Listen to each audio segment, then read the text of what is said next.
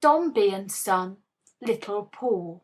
In London there was once a business house known as Dombey and Son.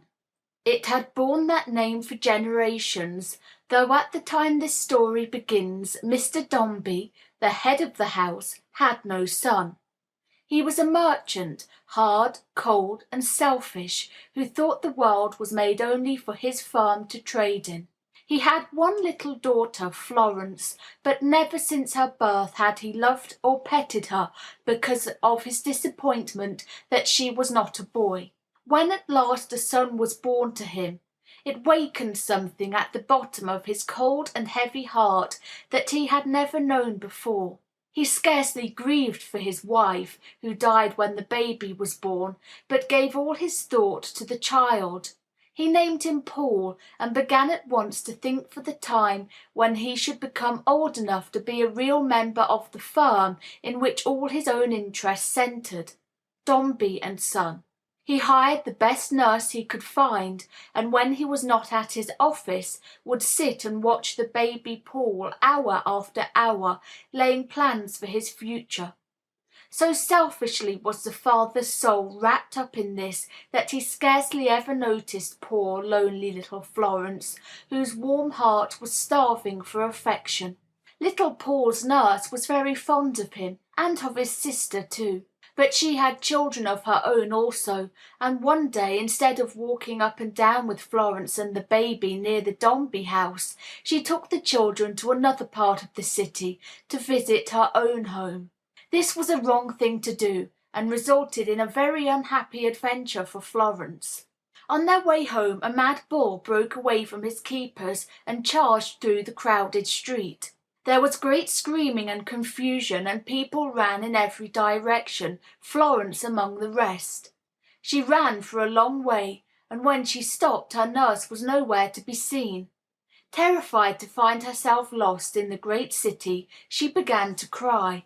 The next thing she knew, an ugly old woman with red-rimmed eyes and a mouth that mumbled all the while grasped her by the wrist and dragged her through the shabby doorway of a dirty house into a back room heaped with rags.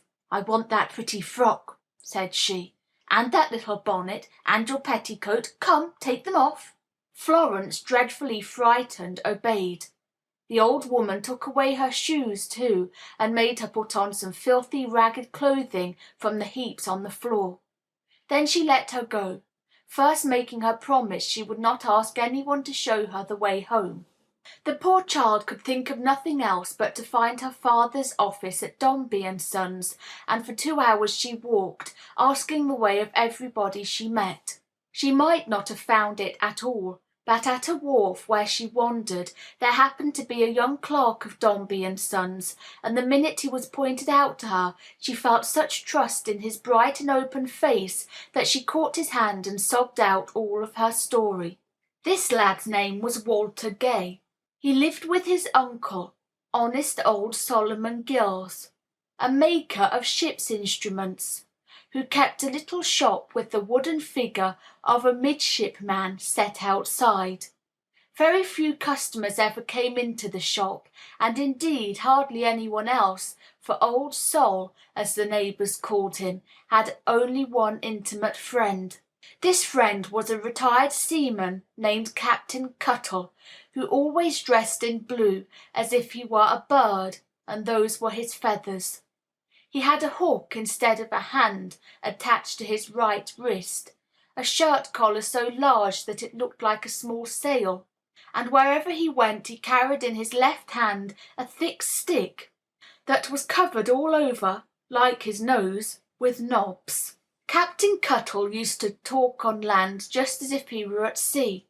He would say, "Steady," and "Belay there," and called Old Sol shipmate, as though the little shop in which he spent his evenings was a ship. He had a deep, rumbling voice in which he would sing Lovely Peg, the only song he knew, and which he never but once got through to the last line. But in spite of his queer ways and talk, Captain Cuttle had the softest, kindest heart in the world. He thought old Solomon Gills the greatest man alive, and was as fond as possible of Waller, as he called the nephew, And indeed Walter was a handsome boy, and as good as he was handsome. Walter soothed Florence's tears and took her, ragged clothes and all, straight home to Solomon Gills's shop, where his uncle gave her a warm supper, while Walter ran to the Dombey house with the news that she was found, and to bring back a dress for her to wear. So Florence's adventure turned out very well in one way, since through it she first met Walter Gay. But it turned out badly in another way, for Mr. Dombey was angry that anyone should have seen a daughter of his in such a plight, and unjustly enough treasured this anger against Walter. Florence, however, never forgot her rescuer after that day, and as for Walter, he fell quite in love with her. Florence loved her little brother very dearly, but Paul, in the constant companionship of his father, grew up without boys or play. His face was old and wistful, and he had an old-fashioned way of sitting, brooding in his little armchair beside his father, looking into the fire. He used to ask strange, wise questions, and the only time he seemed childlike at all was when he was with Florence. He was never strong and well like her, but he grew tired easily, and used to say that his bones ached. Mr. Dombey at length grew anxious about Paul's health, and sent him with Florence to Brighton, a town on the sea-coast, to the house of a Mrs. Pipchin, a stooped old lady with a mottled face, a hooked nose, and a hard grey eye. Mrs. Pipchin took the children to board, and her idea of managing them was to give them everything they didn't like and nothing they did like. She lived in a gloomy house, so windy that it always sounded to anyone in it like a great shell which one had to hold to his ear whether he liked it or not. The children there stayed most of the time in a bare room they called the dungeon, with a big ragged fireplace in it. They had only bread and butter and rice to eat, while Mrs. Pipchin had tea and mutton chops and buttered toast and other nice things. Little Paul's father did not know what a dreary place this was for a child, or doubtless he would not have sent him there. Mr. Dombey knew so little about children that it seemed as if he had never been a child himself. Paul was not happy, except when he was out on the beach with Florence, who used to draw him in a little carriage and sing to him and tell him stories. Once a week Mr. Dombey came to Brighton, and then she and Paul would go to his hotel to take tea with him. Paul seemed to find a curious fascination in Mrs. Pipchin. He would sit by the hour before the fire looking steadily at her, where she sat with her old black cat beside her, till his gaze quite disturbed her. He did not care to play with other children, only with Florence, whom he called Floy. Often as they sat together on the beach, he would ask her what it was the sea was always saying, and would rise up on his couch to listen to something he seemed to hear far, far away. Walter Gay, meanwhile, in London, was working away and thinking often of Florence. He was greatly worried about his Uncle Solomon, for the business of the old instrument maker was in a bad way, and old Sol himself was melancholy. One day Walter came home from his work at Dombey and Sons to find that an officer had taken possession of the shop and all that was in it for debt.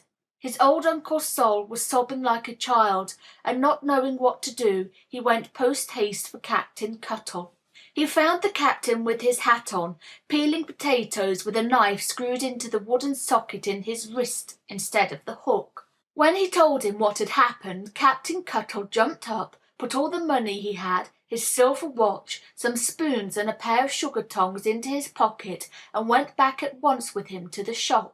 But the debt, he found, was far too big to be thus paid, and Captain Cuttle advised Walter to go to Mr. Dombey and ask him to help them, or else everything in the shop would have to be sold, and that would kill old Solomon Gills.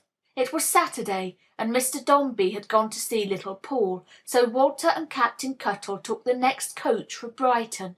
They found him with the children at breakfast, and Walter, discouraged by his cold look, faltered lamely through his story, while Captain Cuttle laid on the table the money, the watch, the spoons, and the sugar tongs, offering them to help pay the debt. Mr. Dombey was astonished at his strange appearance and indignant at being annoyed by such an errand, so that Florence, seeing his mood and Walter's trouble, began to sob. Little Paul, however, stood looking from Walter to his father so intently and wisely that the latter, telling him he was one day to be a part of Dombey and Son, asked him if he would like to loan Walter the money. Paul joyfully said yes, and Mr. Dombey, telling Walter that it was to be considered a loan from the boy, gave him a note which would at once release his uncle from his difficulty. So Walter and Captain Cuttle went gladly back to London. Soon after this, when Paul was 6 years old, his father thought he should be studying, so he put him in a school next door to Mrs. Pipchin's. The master was Dr. Blimber, a portly gentleman in knee breeches, with a bald head and a double chin. He made all the boys there study much too hard. Even those only 6 years old had to learn Greek and history. Poor little Paul did the best he could, but such difficult tasks made him giddy and dull. It was only the Saturdays he enjoyed. These he spent with Florence on the seashore or in Mrs. Pipchin's bare room. Paul would have broken down sooner under Dr. Blimber's system, but that Florence bought all the books he studied and studied them herself so as to help him on Saturdays. People called him old-fashioned, and that troubled him a great deal. But he tried to love even the old watchdog at Dr. Blimber's, and before the holidays came everybody in the school liked him. But before the term ended little Paul fell sick. He seemed not to be ill of any particular disease, but only weak. So weak he had to sit propped up with pillows at the entertainment Dr. Blimber gave on the final evening.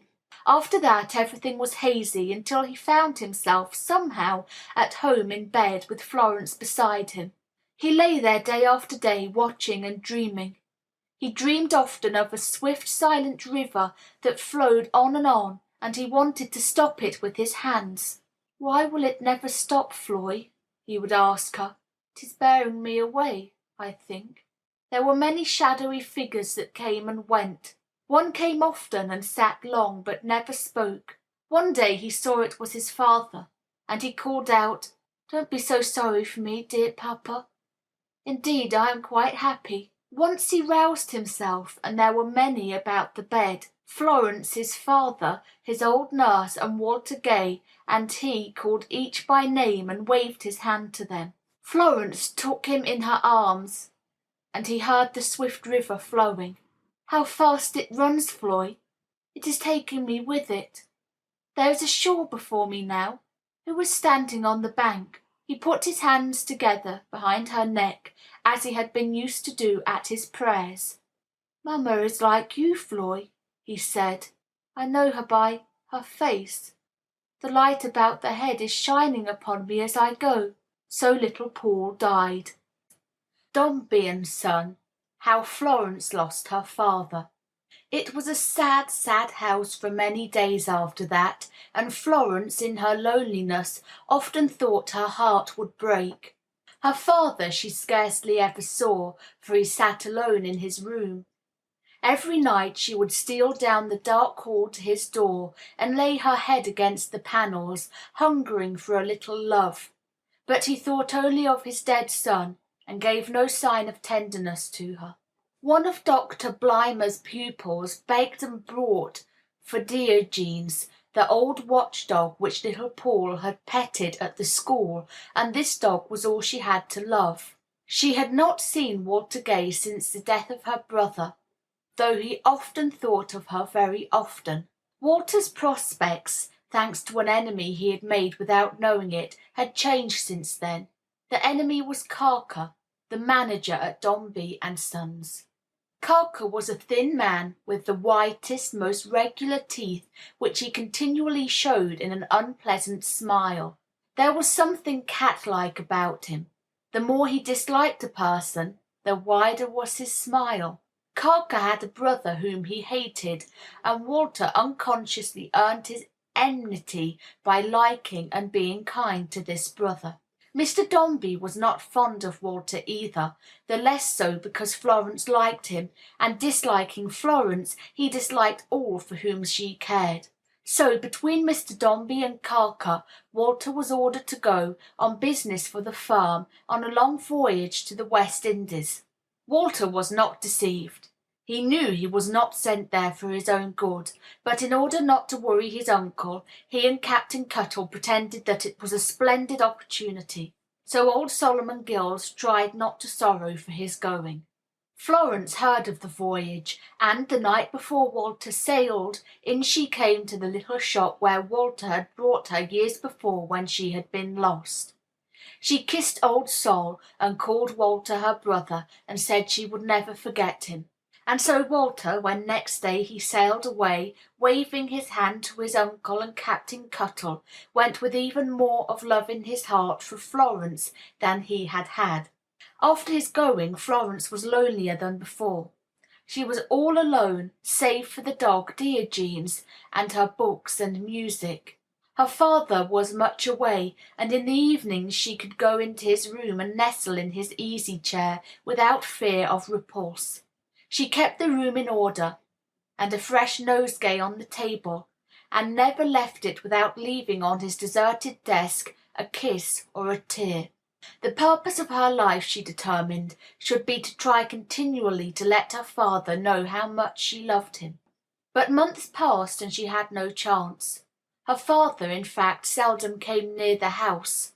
He was away visiting in the country with a Major Bagstock, who had struck up an acquaintance with him because of Mr. Dombey's wealth. Bagstock, who had a habit of referring to himself as J.B. or Joey B. or almost anything but his full name, was as fat as a dancing bear, with a apoplectic-looking face and a laugh like a horse's cough.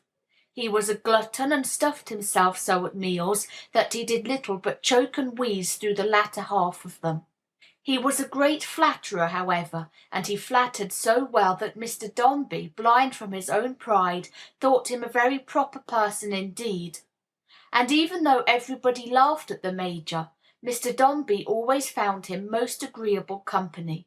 There was an old lady at the town they visited who was poor, but very fond of fashion and rich people. She had no heart and was silly enough, even though she was 70 years old, to wear rouge on her cheeks and dressed like a girl of 17. She had a widowed daughter, Edith Granger, a proud, lovely woman who despised the life her mother led, but, in spite of this, was weak enough to be influenced by her. Major Bagstock introduced Mr. Dombey to the mother, and the latter soon made up her mind that her daughter should marry him. The Major, who wanted Mr. Dombey to marry so he himself could profit by the dinners and entertainments that would follow, helped this affair on all he could, and Edith, though at times she hated herself for the false part she was playing, agreed to it. To tell the truth, Mr. Dombey was so full of his own conceit that he never stopped to wonder if Edith could really love him. She was beautiful and as cold and haughty as he was himself, and that was all he considered.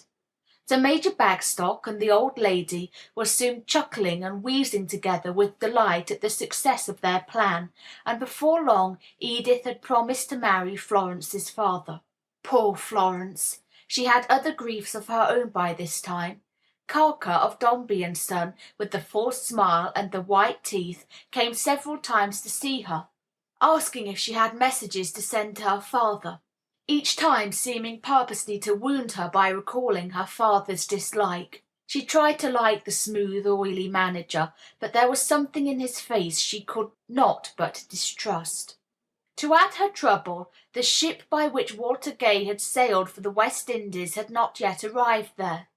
It was long overdue, and in the absence of news people began to fear it had been lost. She went to the little shop where the wooden midshipman stood, but found old Solomon Gills and Captain Cuttle in as great anxiety. Old Sol, indeed, was soon in such distress for fear Walter had been drowned that he felt he could bear the suspense no longer. One day, soon after Florence's visit, he disappeared from London, leaving a letter for Captain Cuttle. This letter said he had gone to the West Indies in search for Walter, and asked the captain to care for the little shop and keep it open, so that it could be a home for his nephew if he should ever appear. As for himself, Old Sol said if he did not return within a year he would be dead, and the captain should take the shop for his own. The disappearance of his old friend was a great blow to bluff Captain Cuttle, but, determined to do his part, he left his own lodgings and took up his place at the sign of the wooden midshipman to wait for news either of Walter or of old Solomon Gills. Florence knew nothing about this, for the captain had not the heart to tell her. And, for her own part, she had much to think of in the approaching marriage of her father, in preparation for which the house was full of painters and paper-hangers making it over for the bride. The first time Florence saw Edith was when one day she entered the parlor to find her father there with a strange, beautiful lady beside him. Mr. Dombey told her the lady would soon become her mamma. And Edith, touched by the child's sweet face, bent down and kissed her so tenderly that Florence, so starved for affection, began at that moment to love her, and to hope through Edith's love finally to win the love of her father. The wedding was a very grand one, and many people were at the church to see it. Even Captain Cuttle watched it from the gallery, and Carker's smile, as he looked on, showed more of his white teeth than ever. The only thing that marred Florence's happiness and hope on this day was the knowledge that Walter had not been heard from and the fear that he might never return. But in spite of her brave hope, after her father and Edith came back from their wedding journey and the life of parties and dinners began, Florence was soon disheartened. In the first flush of confidence, she opened all her soul to Edith and begged her to teach her to win her father's liking. But Edith, knowing, as Florence did not know, how she had sold herself in this rich marriage, and that she had no particle of love in her heart for her husband, told her sadly that she could not help her. This puzzled Florence greatly, for she loved Edith and knew that Edith loved her in return. In fact, it was Florence's trust and innocence that made Edith's conscience torture her the more. In Florence's pure presence she felt more and more unworthy, and the knowledge that her husband's hardness of heart was crushing the child's life and happiness made her hate him. Florence saw, before many months passed, that her father and Edith did not live in love and contentment. Indeed, how could they? She had married for ambition, he for pride, and neither loved nor would yield to the other. They had not the same friends or acquaintances. Hers were people of fashion, his were men of business. At the dinners they gave, Mr. Dombey did not think Edith treated his friends politely enough. He began to reprove her more and more often, and when she paid no heed, he finally chid her openly and sternly in the presence of Carker, who brought his smile and gleaming teeth often to the house, knowing this action would most wound Edith's pride. And at length he took the management of the house out of her hands, and hired as housekeepers Mrs. Pipchin, the old ogre of Brighton, at whose house Florence and little Paul had once lived. The worst of it all was that the more Mr. Dombey grew to dislike his wife, the more he saw she loved Florence, and this made him detest the poor child more than ever. He imagined, in his cruel selfishness, that as Florence had come between him and the love of little Paul, so she was now coming between him and his wife. Finally he sent Carker to Edith, telling her she must no longer sit or talk with Florence, that they must see each other only in his presence. Florence's cup of bitterness was now almost full, for she knew nothing of this command, and, when she saw that Edith avoided her, sorrowed in secret. She was quite alone again now, save for Diogenes.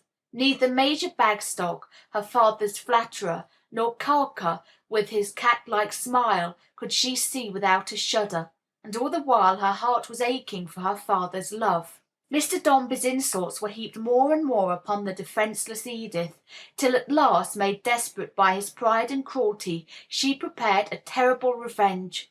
On the morning of the anniversary of their wedding day, Mr. Dombey was startled by the news that Edith had run away with the false-hearted Carker. On that terrible morning, when the proud old man sat stunned in his room, Florence, yielding to her first impulse of grief and pity for him, ran to comfort him. But when she would have thrown her arms around his neck, he lifted his arm and struck her so that she tottered. And as he did so, he bade her follow Edith, since they had always been in league.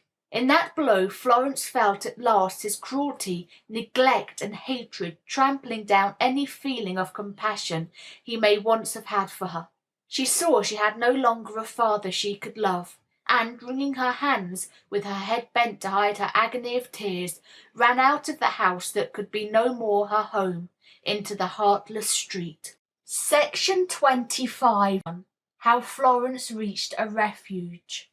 For a long time she ran without purpose, weeping and not knowing where to go. But at last she thought of the day, so many years before, when she had been lost, and when Walter Gay had found her. He had taken her then to the shop of his uncle, old Solomon Gills. There, she thought, she might at least find shelter. When she got to the sign of the wooden midshipman, she had just enough strength to knock and push open the door, and then, at sight of Captain Cuttle's honest face, all her strength left her, and she fainted on the threshold. Captain Cuttle was cooking his breakfast. He knew her at once, even though she had grown to be a young lady. He lifted her and laid her on the sofa, calling her his lady lass, and bathed her face in cold water till she opened her eyes and knew him. She told him all her story, and he comforted her, and told her the shop should be her home just as long as she would stay in it. When she had eaten some toast and drunk some tea, he made her lie down in the little upper room and sleep till she woke refreshed at evening. When she came down the stair, she found Captain Cuttle cooking dinner. He seemed to her then to have some great, joyful, and mysterious secret. All through the evening and until she went to bed, he would persist in drawing the conversation around Walter, which brought the tears again and again to her eyes. Then he would rumble out, "Walter's drownded, ain't he, pretty?" and nod his head and look very wise. Indeed, Captain Cuttle did have a wonderful secret.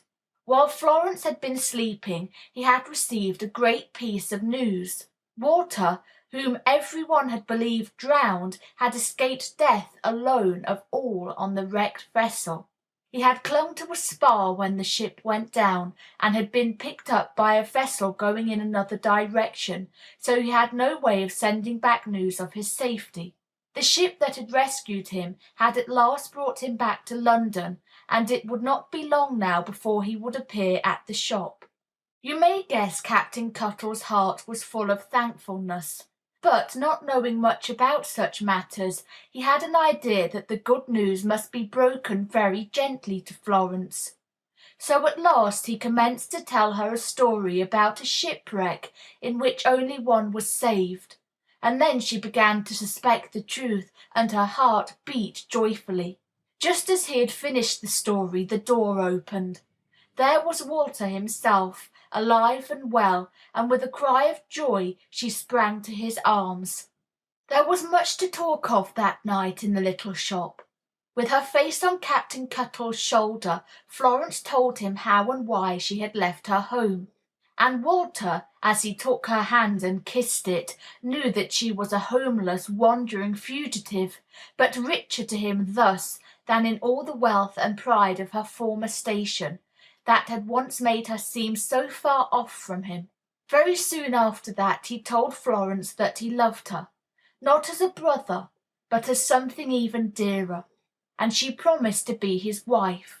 On the evening before their wedding day one more surprise came to them. They were all gathered in the shop when the outer door opened. Captain Cuttle suddenly hit the table a terrific blow with his hook, shouted, "Sol Gills ahoy!" and tumbled into the arms of a man in an old weather-beaten coat. It was old Solomon Gills indeed, returned from his long search, and now to see Walter there, weeping with joy. In another moment Walter and Florence were both in his arms too, and everybody was laughing and crying and talking together. Old Sol had been halfway around the world in his search for Walter, but had finally heard of his safety and started home, knowing he would go there also. It was a very joyous evening, that last evening of Florence's girl life.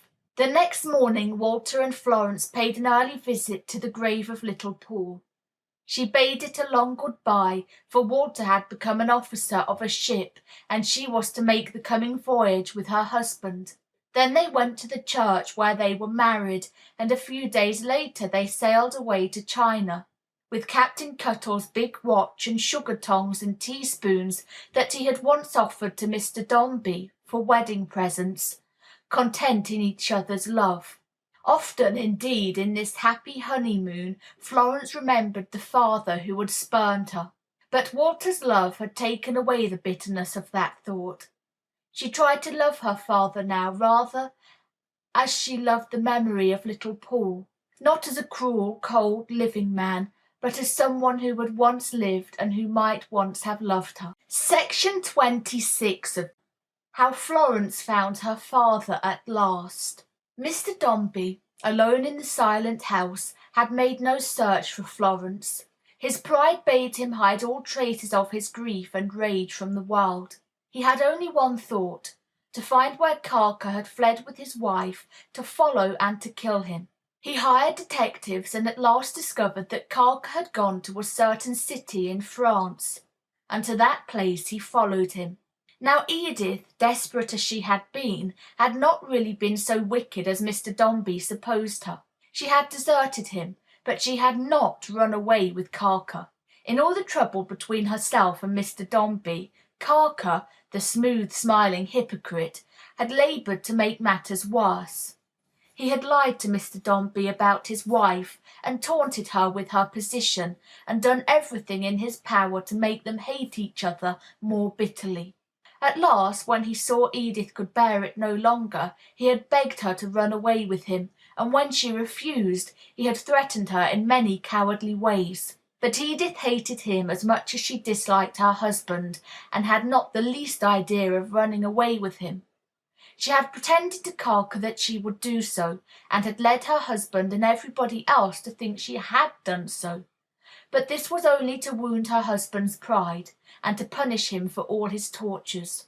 Carker had followed her to France, but, once there, he had found the tables turned. Edith laughed at him and scorned him and sent him from her, baffled and furious.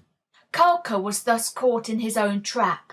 He had lost his own position and reputation, and had gained nothing for all his evil plots.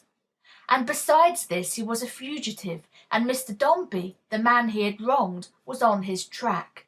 When he learned his enemy had followed him to France, Carker, raging but cowardly, fled back to England, and back to England Edith's revengeful husband followed him day and night. The wicked manager knew no more peace or rest. He travelled into the country, seeking some lonely village in which to hide, but he could not shake off that grim pursuer. They met at last face to face one day on a railroad platform when neither was expecting to see the other. In the surprise of the meeting, Carker's foot slipped. He stepped backward, directly in the path of the engine that was roaring up the track. It caught him and tossed him and tore him limb from limb, and its iron wheels crushed and ground him to pieces. And that was the end of Carker, of the white teeth and false smile, and Mr. Dombey went back to London, still proud and alone, still cold and forbidding. But his conscience at last had begun to cry out against him, and to deafen its voice he plunged more and more recklessly into business, spending money too lavishly, and taking risks of which in other days he would not have thought. The months went by, and little by little the old firm of Dombey and Son became more entangled. Soon there were whispers that the business was in difficulty, but Mr. Dombey did not hear them. One morning the crash came. A bank closed, and then suddenly the word went around that the old firm had failed. It was too true. The proud, hard-hearted merchant who had driven his daughter from him was ruined and a beggar. His rich friends, whom he had treated so haughtily, shrugged their shoulders and sneered. Even Major Bagstock at his club grew purple in the face with chuckling. The servants were all sent away. Most of the furniture was sold at a public sale, and the old man, who had once been so proud and held his grey head so high, still sat on hour after hour in the echoing house, so empty now that even the rats would not live in it. What was he thinking? At last, in his agony, his sorrow, his remorse, his despair, he remembered Florence. He saw again her trembling lips, her lonely face longing for love, the terrible hopeless change that came over it when his own cruel arm struck her on the final day when she had stood before him. His pride at last had fallen. He knew now himself what it was to be rejected and deserted. He thought how the daughter he had disliked of them all had never changed in her love for him, and by his own act he had lost her forever. His son, his wife, his fortune, all had gone. And now at last in his wretchedness he knew that Florence would always have been true to him if he had only let her.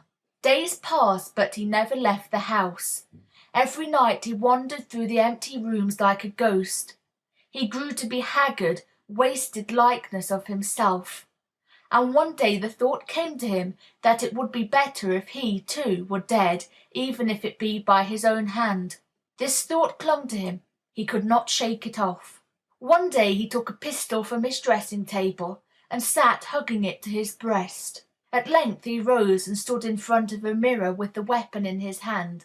But suddenly he heard a cry, a piercing, loving, rapturous cry, and he saw at his feet, clasping his knees, with her face lifted to his, Florence, his long-lost daughter. "Papa, dearest papa," she cried, "I've come back to you. I never can be happy more without you." He tottered to a chair, feeling her draw his arms around her neck. He felt her wet cheek laid against his own. He heard her soft voice telling him that now she herself had a little child, a baby boy born at sea, whom she and Walter had named Paul. "Dear papa," she said, "you will come home with me. We will teach our little child to love and honor you. And we will tell him when he can understand that you had a son of that name once, and that he died and that you were sorry, but that he has gone to heaven, where we all hope to see him sometime.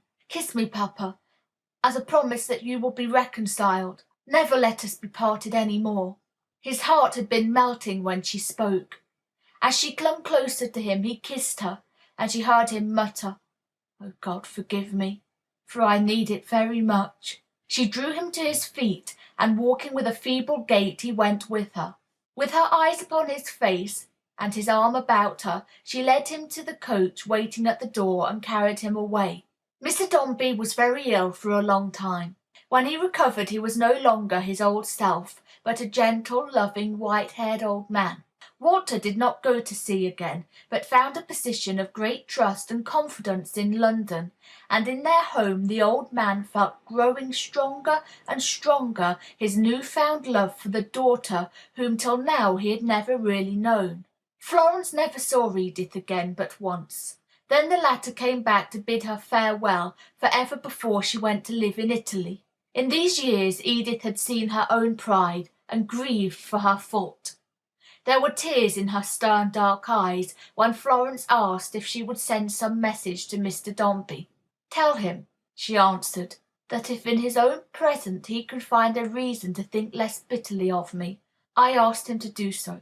I will try to forgive him for his share of blame. Let him try to forgive mine." Time went happily by in the home of Walter and Florence. They often visited the little shop where stood the wooden midshipman, now in a new suit of paint. The sign above the door had become Gills and Cuttle, for Old Sol and the captain had gone into partnership, and the firm had grown rich through the success of some of Solomon Gills's old investments, which had finally turned out well. Walter was beloved by everybody who knew him, and in time refounded the old firm of Dombey and Son. Often in the summer, on the sea beach, old Mr. Dombey might have been seen wandering with Florence's little children.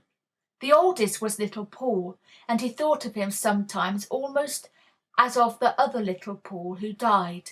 But most of all the old gentleman loved the little girl. He could not bear to see her sit apart or with a cloud on her face. He often stole away to look at her in her sleep, and was fondest and most loving to her when there was no one by. The child used to say sometimes, "Dear grandpa, why do you cry when you kiss me?" But he would only answer, little Florence," and smooth away the curls that shaded her earnest eyes. Section 27